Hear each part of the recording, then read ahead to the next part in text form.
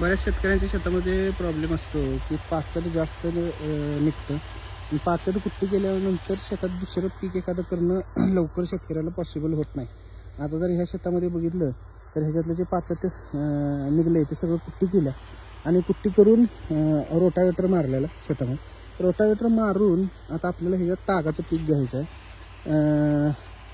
ताग घेताना पेरणी करायची. पेरणी ह्या पाचटामुळे जमणार नाही म्हणून काय केलं, परत मोकळ्या नुसत्या ट्रॅक्टरनं ह्या सऱ्या पाडून घेतल्या. अशा पाचट बघा कसे बरोबर मध्ये वर आले. मोकळ्या सऱ्या मोडायसाठी म्हणून पाडून घेतले. सगळं पाचट वर झालं आणि आता परत त्याच्यामध्ये रोटावेटर मारायचं काम चालू आहे. अशा पद्धतीने रोटावेटर मारल्यानंतर पाचट बऱ्यापैकी बारीक होऊन मातीमध्ये मिक्स होते, वर जास्त येत नाही आणि आता परत पेरायला पण ताग जास्त काय त्रास होणार नाही. तर अशा पद्धतीनं जर पाचट ठेवून तुम्हाला ताग ढ्यांच्या करायचा असेल अशा पद्धतीने करा, नक्कीच तुम्हाला हा फायदा होईल.